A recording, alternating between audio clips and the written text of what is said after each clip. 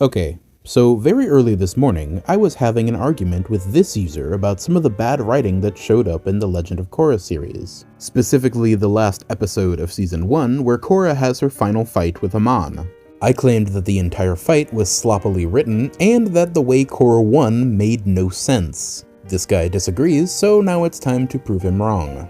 Firstly, I mentioned that Korra gaining her airbending after Amon stole her bending didn't make sense. He pretty much agreed with that, but it's the next part that he took issue with. I then mentioned that right before Korra knocks Amon out of the window at the end of the fight, which I think is lazy writing by the way, she is able to break out of a full bloodbending hold and attack Amon without the use of the avatar state, which makes absolutely no sense. I say this because during the course of the show, we're shown that once you're in a full bloodbending hold, you're only able to force yourself to make small movements, if any at all. Even Aang needed the avatar state to break out of a full bloodbending hold from Yakone. If you're like this guy, you could argue that Korra simply used her willpower to force herself to break out of the bloodbending hold. But I'm sorry, that's a nonsensical argument. Because if Korra had the willpower to simply break out of the bloodbending hold, she would have done it before Amon took her bending. If your argument is that it's her willpower that broke her out of the bloodbending hold,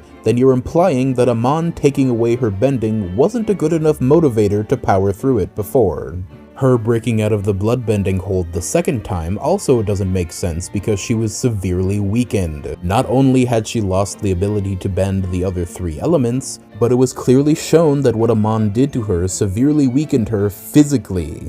She could barely stand up and you're telling me she had the strength to push through a full bloodbending hold? Once again, if you're like this guy, you could argue that the reason why Korra broke out of Amon's bloodbending hold at the end of the fight is because he wasn't focused enough to get off a full bloodbending hold on her. But once again, you'd be wrong. And the show clearly proves this. Not only does the scene clearly display that Amon was focused, but I would argue that the second bloodbending hold he used was stronger than the first one. Why do I say that, you ask? It's simple, just look at his hands. In the earlier scene where he's trying to take Korra's bending, we see that the focus of his bloodbending hold is split between her and Mako, so he only uses one hand to hold her.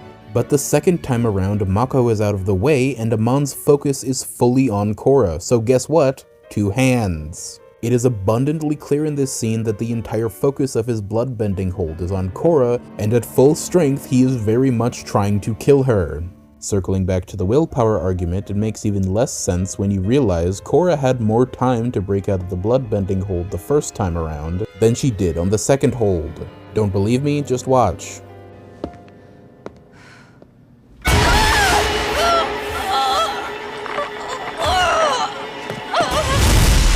Let her go!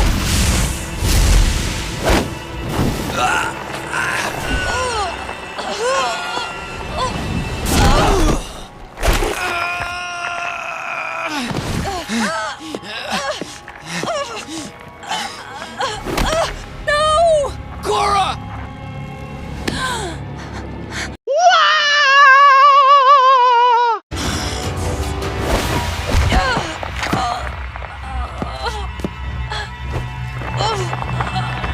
No, you don't!